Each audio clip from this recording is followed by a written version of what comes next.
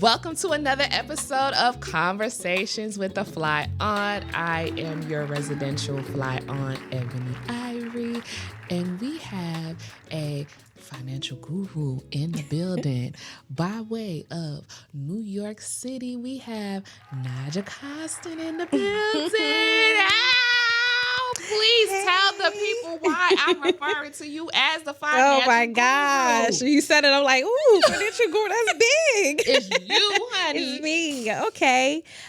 So yes, I am Naja Costin from New York. I am the founder and creator of Financially Lit Kids, which is a brand that's teaching children financial literacy. I'm a mother of two as well. Well, three, my bonus baby. It's our family brand basically at this point. Yep. I love that. So if you can't tell already, we are going to talk about financial literacy from the young ones to our grown-up adults. So let's get into it. Let's start off with this. You've created an entire brand surrounding a specific niche of people, which is children. Yes. Please tell us about Financially Lit Kids. Yes. So Financially Lit Kids was created during the pandemic. At the time where everybody was home. I remember like my kids, they had all this work to do. Like they're in the other room on their classes, and I'm in the room doing consultations with my clients because I am a credit repair specialist. I now call myself a financial literacy consultant. So I'm you should. Yes. So I'm on the phone with my clients, and my daughter, my youngest at the time, she would hear me on the phone. So she started to repeat word for word, like what I would say to the clients. It was like sponges, yes. boy. So she'll be like, yeah, I heard her one day. She's like, yeah, so what's affecting your credit? And I'm just like, I'm just looking at her. So she came to me and she was like, Mommy, what's credit? And I was like, cool. So I answered her. I told her what credit was. When she left out my room, I'm like, wait a minute. I need to teach my children financial literacy. Like, this is something that they need to learn now. Like, it's not taught in schools. It's not really taught in our households. So right then and there, I thought of that idea. So I got some index cards from the dollar store. My favorite way of studying when I was younger was flashcards. Yes. Because it's like the repetition, you're going to remember, you know? Yes. My mom would quiz me while she was cooking dinner, like, oh, what's this? So love that. So I got the index cards, and I just thought of terms that I felt like they should know, the definitions to. Okay. So I made the flashcards, and I brought them in my room, sat them on the floor. We sitting there. I was like, okay, so I'm going to teach you guys this. And I'm thinking they were going to be bored. Like, I don't want to learn anything else. We already doing this virtual learning. Like, leave us alone. You already make us read. You make us journal. But they were happy. Like, they got excited. Like, when I brought up the conversation to money, like of money with them, they got excited. And that got me excited. I'm like, oh, my oldest was like, so are we doing this again tomorrow? Yes. I was like, yes, we doing this every day. Okay. So that goes to show you that, you know, we have to take it upon ourselves to engage our kids in these topics. Let's not assume because we're kind of burdened by financial responsibilities that this information can't be passed on and even comprehended by young children. Yes. So that is super, super amazing. So I want to say this. Let me ask you this. So with Financially Lit Kids, that went from index cards to workshops now. We're definitely creating more products and workbooks and stuff for the kids, but the workshops. So we have done workshops on financial literacy, just getting them familiar with the terminology, having them play with actually counting money so that they know. Because I remember when I was younger getting sent to the store with money. Yes. And going to the store, giving my money and not even counting the just taking the change back, not counting it. I don't know if they're giving the correct change or not. Right. So, you know, I do the practice of counting money with them. And then we have a kidpreneur workshop. Kidpreneur. Yes. Okay. What's that? So the Kidpreneur workshop, it teaches them to write out a business plan, Like Wow. they learn the steps of like, create not so much in depth, but it gives them like the basics of what they need to know, like what their brand is, who their audience is, what their marketing is going to be. And I did this because it's like, it's a way to let kids tap into their creativity. A lot of the times, like children choose like, when I grow up, I want to do this, or I want to go to school for this because of what they see around them, instead of like actually tapping into what they're passionate about and what they love and turning that into a business. So I like want to push that onto the children, because it's like this way you're gonna love what you actually do. Right, we're bridging the gap in that. Right, what you're passionate about and how you can earn the money doing what you're passionate. About. I love that. That's a really, really dope idea. So we have the flashcards for financially lit kids. Then we have kidpreneur workshops. Yes. Oh my girl, you out here really doing it. So tell me, what are some of the like top the feedback that you get from like kids that may have attended the Kidpreneur workshop and from people that have also, purchased the game? Like, what is some of the feedback that you receive about it? So with the flashcards, the feedback that I got back were from some adults. Like there were adults that purchased this, like, I actually need this for me. Like there's terms that I don't know about and I need this for me. And when I hear that, it's like, I really created this so it can be like a family thing where you are doing this together. Right. Because for me, I didn't learn certain terminology and stuff, and I'm still learning as I'm going. I didn't learn certain things when I was younger, and then even like in my early 20s and stuff, like not knowing what certain like things where it's like, so when the parents say that, it's like, oh wow, there are a lot of people that are. And you're filling in a gap. You're definitely filling in a gap. Because that resonates with me, because me too, I didn't really learn in depth or certain terminologies. My mom did show me, like, I'm a lady of a particular age now, not too much. She showed me how to write a check. Yes. How to balance a checkbook, that. But that's really the extent of it. And credit and being financially literate is so much more than just making sure your bank account doesn't go into a negative. It's actually creating a budget for yourself, like, making sure you are paying your bills on time for sure. Make sure you're saving and investing, and that you have certain accounts and certain things put in place for your family. Right. So I feel like it's super important. The kids at our workshop, like, they love it. They have questions, and I love when I ask them questions and their responses. Like one of the flashcards is principal, right? So one of the kids was like, I was like, what's the principal? They was like, oh, like like in my school, the one who. Right. So it's fun to work with them, because it's cool to see how their minds work and where it goes with this. And they get excited. They get excited starting to learn. Like I did recently a budgeting workshop with some children. Okay. And they were like between the ages of 13 to, I want to say 16. Okay. This group. Yes. And like two of them had a job. So I was asking them, like, when you get paid, what do you do with your money? One said she spent the money on everybody around her. And then the other one said, I go on Shein and I buy clothes for myself. Ball out. She's like, I go shopping.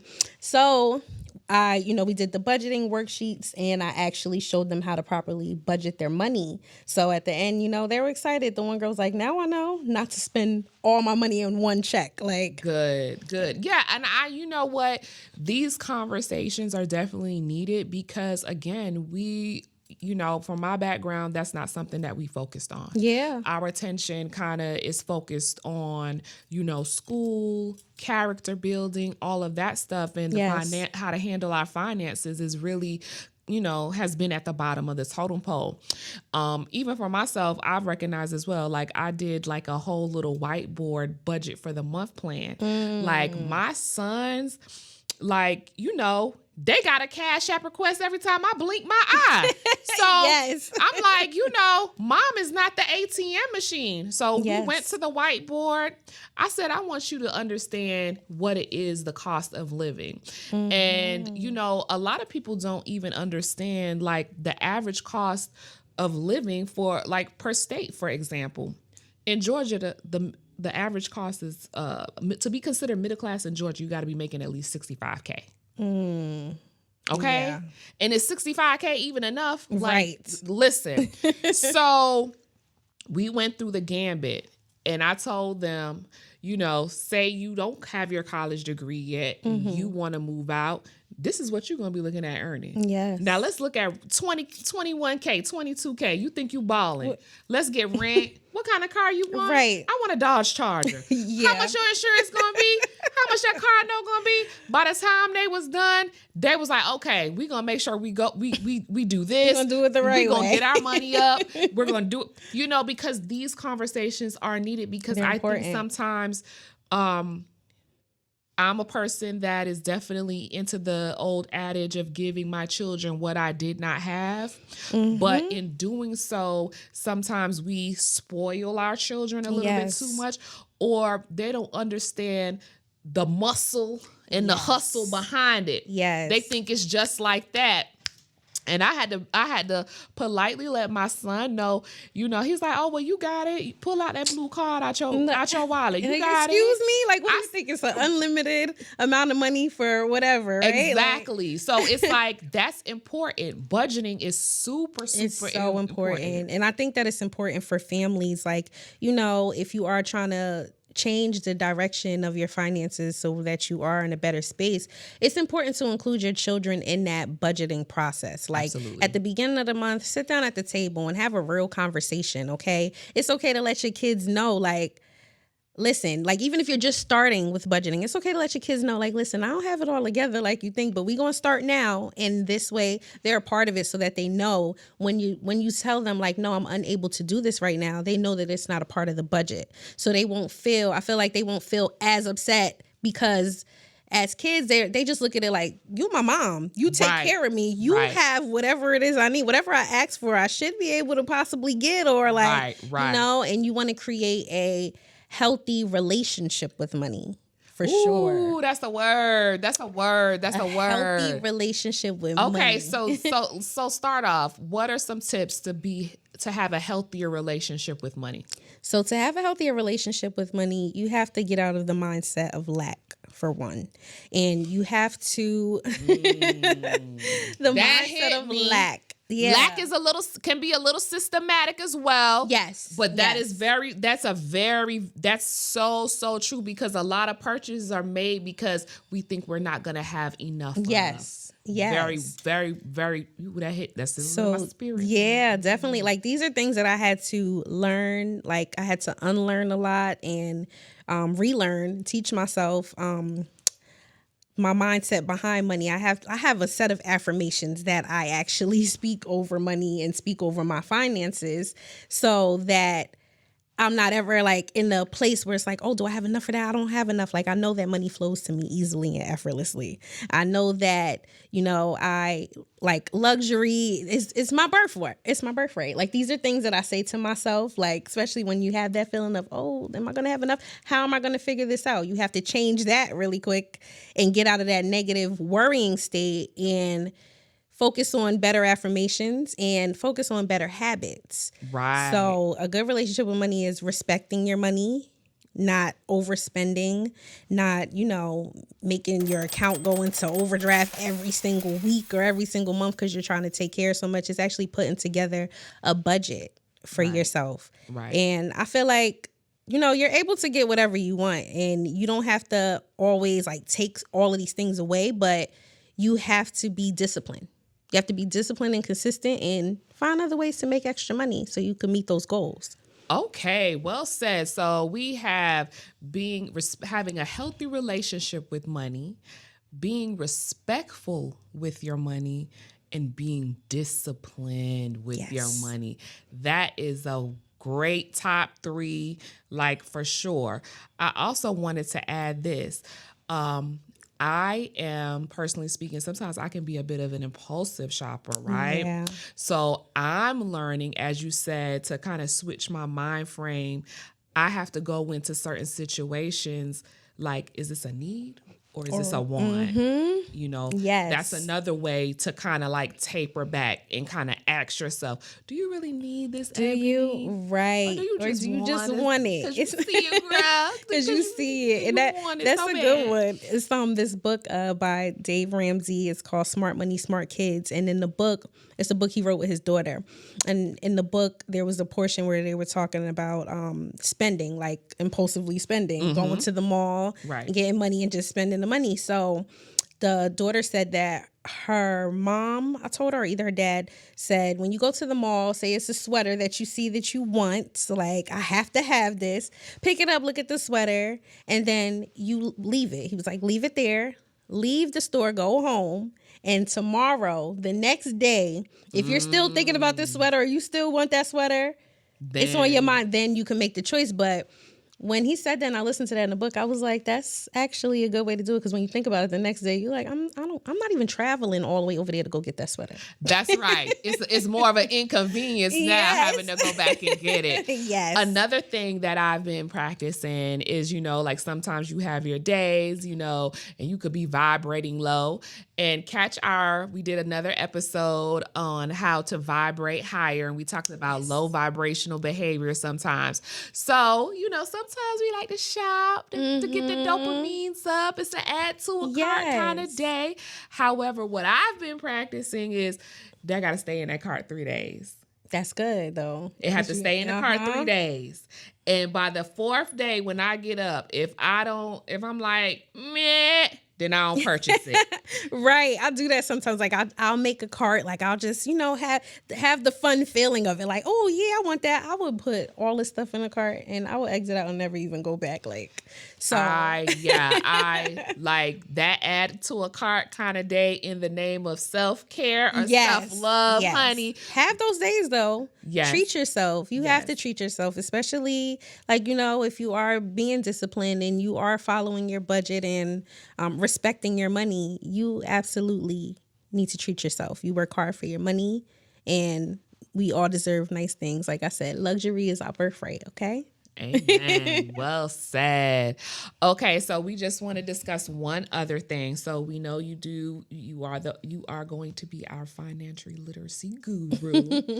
So let's talk about where, say you're in debt, what are the steps you can take to start to get yourself out of debt? You done bought everything you can buy. You done went on the trips. You done went on the vacations. How can people start to get themselves out of debt and moving into a better, getting in the, is it black? Getting debt free. Yeah. Debt free. So I would definitely say just take a look at your expenses and your spending habits. Take a look and see, how many days a week are you going to Starbucks to get some coffee? How many days are you just going into maybe Five Below or some sort, just randomly spending? Take a look at the habits first and break that down and see where you can cut those things out, or make a different choice, a more cost-effective choice. Right. And it comes with discipline, being disciplined and start paying back what you can. How much money you're making. Right. So it's just start. Right. Start. That's the thing. Start paying back what you can based on what your budget is, for sure. So basically, okay, so if the person is in debt, the first thing they need to do is start pulling out those bank statements. Yes. Going over, taking a look, seeing how you're spending your money. And the great thing about a lot of banking apps now, they're doing all of that for you now. Yep. They have the graphs already set up with an app. You can see shopping and which store and that store. So you want to take a look at your finances, take a look at what you're spending.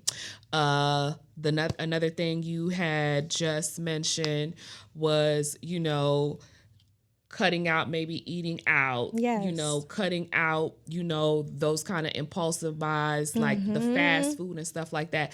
And maybe, you like Dunkin' Donuts coffee. What I've started to do, you may like an iced coffee. Honey, I'm into the acts of service. It's my love language. I just love placing an order and getting my coffee. But we talk about that another time, child. But what I'm saying is, maybe instead we go to our local store, buy the stuff that we need for our iced coffee, and we just make it at home for that week. At home. Right. And then that's like a start.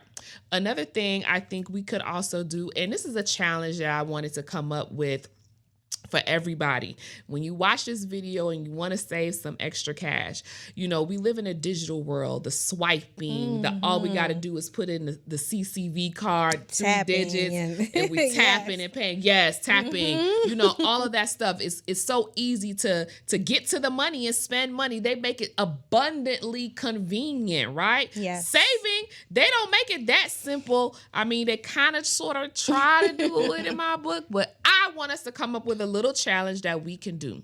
So from the time that this episode airs, I want us, out of every paycheck, and this is just a start, take $50 cash out your bank account or $100 cash, whatever you deem appropriate after you've created your budget, because that's what we're talking about, is creating a budget, yes. Right? Let's take out $50 to $100 cash every pay period, and we just gonna tuck it away in that little drawer. Put it away. Tuck it in that little drawer that you got. And then this time, next year, how much cash we got? Mm-hmm. Don't go dipping and dabbing in that cash, all right? So that's the challenge. Every pay period or whenever your contracting checks comes in, take a portion of whatever you can afford, cash money, put it away in that drawer, put it to the side and forget about it. And let's see how much money we can save, how much cash on hand we can save, because that is important to have, yes. like a little rainy day fund. Yeah, that emergency fund is important because anything could happen at any moment. And then it's like, what are you supposed to do? Like, right. Now you're trying to use credit cards. And if you don't have access to that, now you're borrowing money from people. So yeah, your emergency fund is important to definitely have for sure. Okay. Now I want to ask you a semi-personal question. Mm-hmm. What are your thoughts on payday cash, payday loans, that kind of thing? What do you think about that? About the payday loans?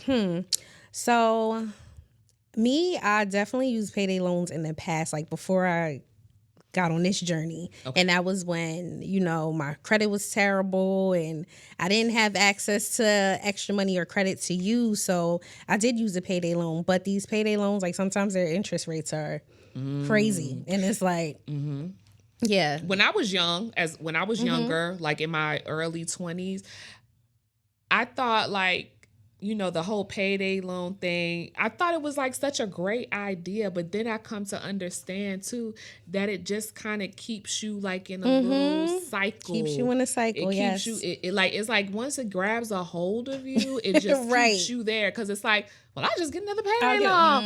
And it's like, you don't really even need the payday loan. You're just being irresponsible with your money and looking for them to clean up your mess. Right. And then you paying them like however much the interest rate is to clean up a mess that you didn't even need to make. Paying him back all his money. Like, no, let's be responsible. Okay. So I have one final question. Mm-hmm. It is tax season for many people. So I think this is an opportune time to save. Save for sure. Yeah, save. So say, someone has gotten, a good chunk of change from their tax refund.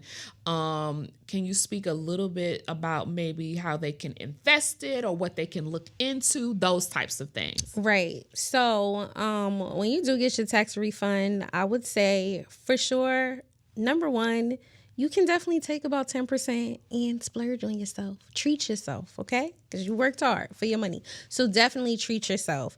But you should actually save. Make sure your emergency fund is good and, in a good space.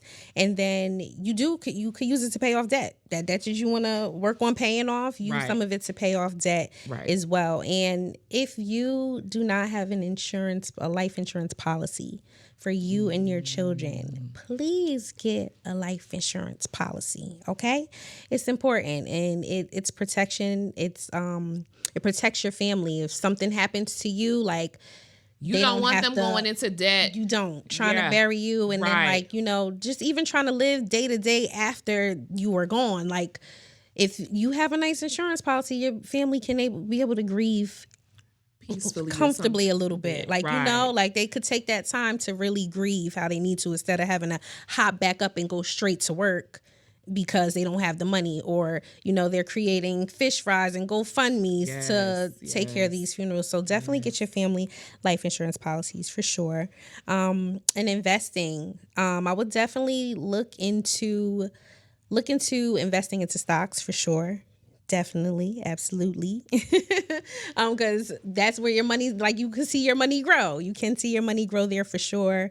Find someone to help you with some actual investments, like a professional, and get that set up for you. Get a Roth IRA for yourself, for your children, and That's important too, a Roth IRA. Yes. Well, one other thing I would recommend, and this is just like a self-starter, like, once you get to that step where you want to speak to actual investment broker, I would also recommend like doing Acorns. Yes. Like I have an Acorn account set up, just doing Acorns, whatever you deem appropriate within your budget to have it automatically taken out. And you would be surprised how well your Acorns, how it grows. Yeah, so set up an Acorn account. That's something that's very small. You can dibble and dabble on Robinhood. Yes, Robinhood. Find some investments on Robinhood. You can do a little research and kind of play around with it.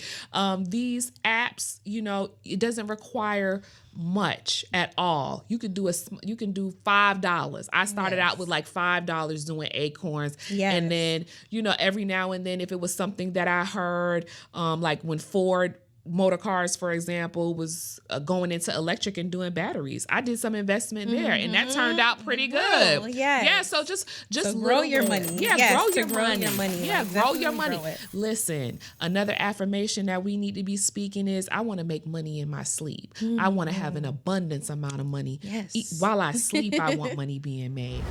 So we're going to bring this episode to a close. But prior to doing that, we want our residential financial guru to give us some money affirmations. So please take it away. Okay, so here are some of my personal ones that I say out loud, have my kids repeat, my fiance repeat. Okay, so money flows to me easily and effortlessly. Everything that I need and want is provided. God is my source for everything. I always have more money than I need because God is my source.